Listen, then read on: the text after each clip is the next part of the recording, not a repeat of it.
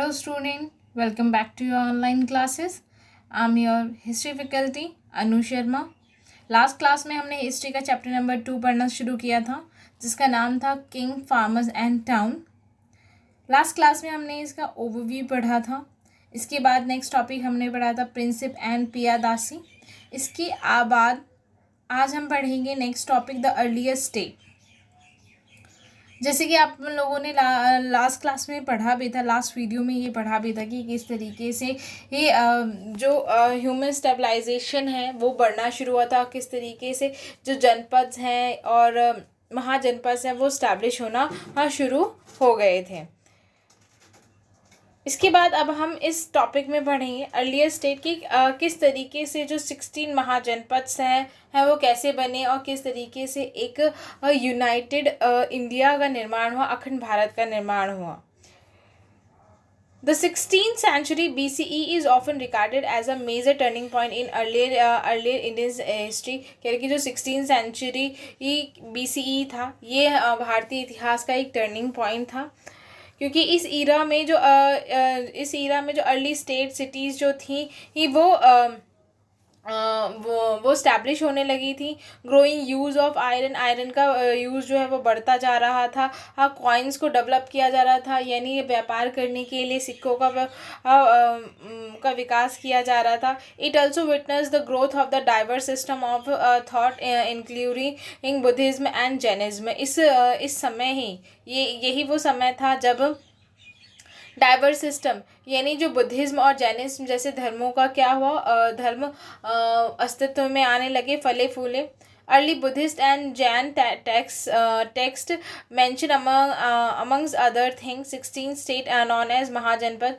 जो बुद्धिस्ट और जैन टेक्स्ट हैं जो कि आप चैप्टर नंबर 4 में भी पढ़ेंगे, वहाँ पर बताया उन टेक्स्टों में 16 महाजनपद के बारे में बताया गया है. 16 स्टेट नॉन एज महाजनपद, जो 16 स्टेट थे, जो 16 राज्य थे वो उन्होंने मिलकर महाजनपद बनाया था.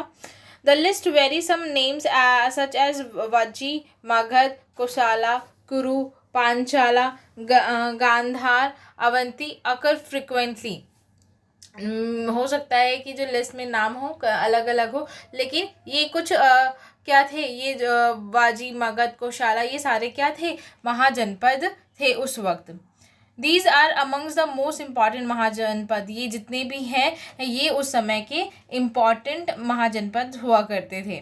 विच most mahajanapada were ruled by the king, some known as ganas and sangha. कह रहे कि जितने भी महाजनपद हैं इन एक राजाओं द्वारा शासन किया जाता था और इन्हें एक गण या संघ कहा जाता था. Where power was shared by a number of men, often collectively called राजस. कह रहे कि इसके बाद जो पावर शक्ति थी वो दूसरे लोगों द्वारा भी क्या की जाती थी, बांटी जाती थी, जिन्हें राजस कहा जाता था. Both Mahavira and Buddha belong to such ganas. जो महावीर और बुद्ध हुए हैं वो भी इन गणों से बिलोंग करते थे. In some instances, as in the case of Vijay Sangha, the Rajas probably controlled resources such as land collectively. कह रहे कि जो विजय संघ था या विजय स्टेट था वहाँ पर जो रिसोर्सेज पर जो कंट्रोल होता था, संसाधनों पर जो कंट्रोल होता था वो राजस का हुआ करता था. Although their histories are often difficult to reconstruct due to the lack of sources. ऐसा हो सकता है कि इन जो अभी हमने बात करी जिन महाजनपदों की, हो सकता है कि इससे पहले भी कोई जनपद हो, लेकिन हमारे पास हमारे हिस्ट्री में क्या नहीं है, उसके लिए पर्याप्त सबूत नहीं है, इसलिए हम ठीक तरीके से बता नहीं सकते हैं कि और भी कुछ होगा. All their histories are often difficult to reconstruct. History को इतिहास को बनाने में बहुत मुश्किल होता है, क्योंकि ये जो रिसोर्सेज है, इंफॉर्मेशन के रिसोर्सेज की क्या हो जाती है, कमी हो जाती है. Each mahajanapada had a capital city which was ऑफर फॉरफिटेड. इसमें कहा गया जितने भी महाजनपद थे सबकी अपनी राजधानियाँ होती थी. Maintaining this forfeited cities as well as provide for incipient armies and bureaucracies required resources. जहाँ पे भी वो जिस भी राज्य को जीत लेते थे वहाँ पर क्या करते थे, अपनी आर्मीज़ को इंस्क्रिप्ट कर देते थे ताकि वो वहाँ के रिसोर्सेज को यूज़ कर सके। आप लोग यहाँ पर इस मैप में देखेंगे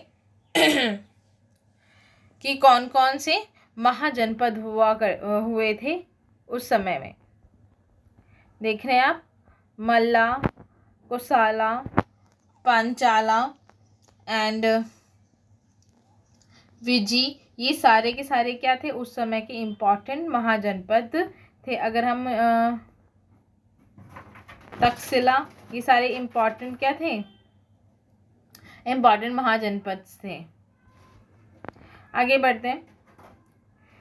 16th century BC onward, Brahmins began composing a Sanskrit text known as the धर्मशास्त्र। कह रहे कि यही जो पीरियड था, इसी समय जो ब्राह्मण्स थे उन्होंने एक संस्कृत के टेक्स्ट लिखने शुरू कर दिए, यानी संस्कृत के वेद लिखने शुरू कर दिए, जिसे धर्मशास्त्र कहा गया। These laid down norms for rulers। इन धर्मशास्त्रों में राजाओं के लिए रूल्स लिखे गए, नियम लिखे गए।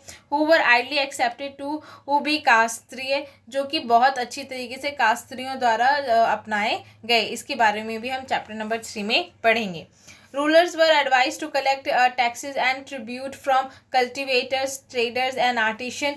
और इसमें बताया गया कि रूलर्स को एडवाइस दी जाती थी कि वो लोगों से टैक्स ले और उन मतलब कर ले, और उस कर से आए हुए पैसे को किस में लगा दे, खेती में लगा दे, व्यापार में लगा दे और आर्टिशंस पर लगा दे, यानी जो कलाकार हैं उनके डेवलपमेंट पे लगा दे। Resources are procured from the pastoralists and the forest people। But do you really know? अब हम यहाँ पे क्वेश्चन किया गया है, क्या जो फॉरेस्ट रिसोर्सेज थे, क्या उन्हें फॉरेस्ट पीपल ही यूज़ किया करते थे? We do not really know. हमें एक्चुअली इसके बारे में कोई भी पर्याप्त जानकारी नहीं है कि कौन यूज़ करता था। What we do know is that raids on the neighbouring state were recognised as a legitimate means of acquiring wealth. बस हमें ये पता है कि जो भी नेबर स्टेट्स होते थे उन्हें उन पर क्या लगाया जाता था, कानून लगाया जाता था कि वो कितने रिसोर्सेज यूज़ कर सकते हैं और कितने नहीं यूज़ कर सकते, जो नेचुरल रिसोर्सेज थे। Gradually some state acquired standing armies and maintained regular bureaucracy। ये भी जबकि जो कुछ स्टेट होते थे वो क्या कर देते थे, आर्मीज़ को अपने जंगलों के पास और अपने रिसोर्सेज के पास आर्मीज़ को वो कर देते थे, नियुक्त कर देते थे, ताकि कोई और उनके रिसोर्सेज को यूज़ ना कर सके। More often than not form of the peasantry। इसके बाद यहाँ पर बोला गया है कि ऑलिगार्ची का मतलब क्या होता है। Oligarchy refers to form of government where power is exercised by a group of man. Oligarchy का मतलब होता है कि जो गवर्नमेंट की जो पावर है उसे कौन यूज़ करता है, एक लोगों का एक ग्रुप होता है, वही उन पावर को यूज़ करता है। The Roman republic about which read last year was oligarchy is in spite of its name. यानी कि जो रोमन रिपब्लिक था वो भी ऑलिगार्ची का ही एक एग्जाम्पल था। नेक्स्ट आगे हम बढ़ते हैं। First amongst the 16th Magadh. अब ये जो 16 महाजनपद थे, इसमें से सबसे बड़ा जनपद और सबसे पहले बनने वाला जो जनपद था वो मगध था। तो अब इसके बारे में पढ़ते हैं। Between the 6th and 4th century BCE, Magad in present day Bihar become the most powerful महाजनपद। कह रहे कि 16th सेंचुरी और 14th सेंचुरी के बीच में जो मगध था, जो कि आज बिहार में प्रेजेंट है, वो सबसे पहला पावरफुल महाजनपद था। Modern historian explain this development in a variety of way। Magad was a region where agriculture was especially productive। जो मॉडर्न हिस्टोरियन है वो इस डेवलपमेंट को अलग अलग तरीके से ही बताते हैं। Magadha was a region. उन्होंने बताया कि जो मगध ऐसा रीजन था जहाँ पर एग्रीकल्चर मतलब जो खेती थी बहुत फलती फूलती थी। इसी के साथ जो आयरन माइंस हैं, झारखंड में उनका भी ये उनका यूज, उस रिसोर्सेज का यूज़ किया जाता था टूल्स और वेपन्स बनाने के लिए, औजार बनाने के लिए, हथियार बनाने के लिए है। उस समय जो एलिफेंट्स थे वो बहुत इंपॉर्टेंट थे आर्मी के लिए और फॉरेस्ट रीजन में भी पाए जाते थे। Ganga and its tributary provided a means of cheap and convenient communication. जो गंगा और उसकी सहायक नदियाँ थी वो कम्युनिकेशन के लिए यानी यातायात के लिए सुविधाएं उपलब्ध कराती थी। Early Buddhist and Jain writers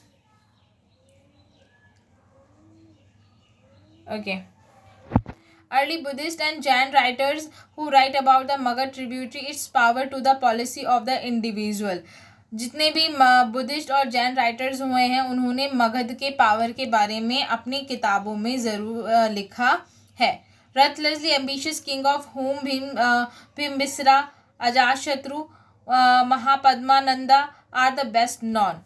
उनके जो भी टेक्स्ट हैं उनमें भीमसारा, अजातशत्रु, महापदानंदा इन सब के बारे में उल्लेख किया गया है और उनके मिनिस्टर्स के बारे में और उनकी पॉलिसीज़ के बारे में बताया गया है। Rajagaha the Prakrit name of the present day Rajgir in Bihar was capital of the Magadh.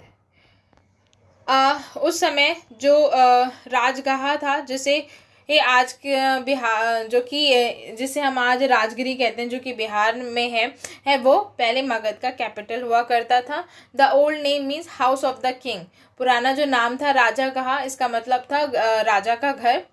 राजागाह was fortified settlement and located amongst the hill. जो राजागाह है वो एक जीती हुई जगह थी जो कि पहाड़ियों पर स्थित है। Later in the 4th century, the capital was shifted to the Patliputra, present day is Patna, commanding route of the communication along the Ganga। पहले राजागाह था यानी राजगिरी थी, उसके बाद मगध की जो कैपिटल है उसको पाटलिपुत्र शिफ्ट कर दिया गया जिसे हम आज पटना के नाम से जानते हैं। और कमांडिंग रूट ऑफ कम्युनिकेशन, और गंगा के माध्यम से एक यातायात का एक उचित संसाधन उन्होंने डेवलप किया था।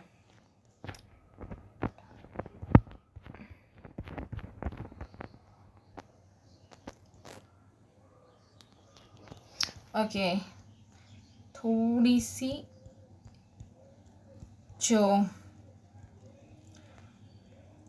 इनकन्वीनियंट के लिए खेद है, यहाँ पर थोड़ी सी मिस्टेक हो गई है।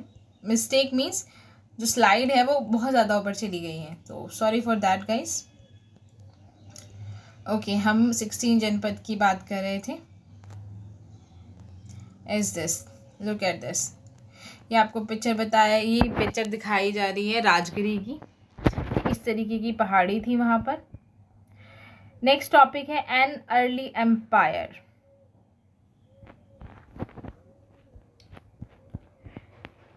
The growth of the Magad culminated in the empire in the emergency of the Maurya Empire. Chandragupta Maurya, who founded the empire, extended control as far northwest as Afghanistan and Balochistan, and his grandson Ashoka, arguably the most famous ruler ruler of early India, conquered Kaling, present day coastal Orissa।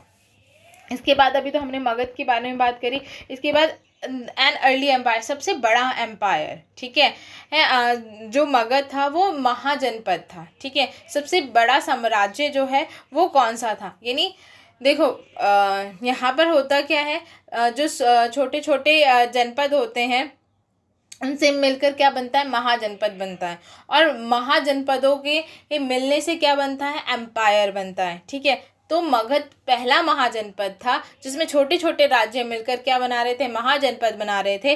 अब ये बड़े बड़े महाजनपद मिलकर क्या बनाते हैं, साम्राज्य बनाते हैं जिसे हम एम्पायर कहते हैं। तो सबसे पहला जो एम्पायर था वो कौन सा था, मगध की इसके बारे में हम यहाँ पढ़ेंगे। यानी कि जैसे ही मगध का विकास हो रहा था, मौर्यन एम्पायर क्या होता जा रहा था, बढ़ता जा रहा था। चंद्रगुप्त मौर्य जो था वो उसने ही मौर्य एम्पायर की क्या रखी थी, नींव रखी थी, जिसको वो कहाँ तक बढ़ा दिया गया था, अफगानिस्तान बलूचिस्तान तक बढ़ा दिया गया था। उस क्या कहते ग्रैंडसन ऑफ अशोका, यानी मौर्य साम्राज्य का जो ग्रैंडसन था अशोका, उसके द्वारा। यानी मौर्य एम्पायर जो है चंद्रगुप्त द्वारा क्या किया गया था, स्थापित किया गया था, और उसके पोते ने उसे अफगानिस्तान बलूचिस्तान जैसे वहाँ तक क्या कर दिया था, फैला दिया था। अशोका जो है वो मौर्य साम्राज्य का सबसे ज़्यादा फेमस क्या है, फेमस राजा हुआ है। बस आज के लिए गाइस इतना ही। इसके बाद आगे हम नेक्स्ट वीडियो में बढ़ेंगे। Thank you.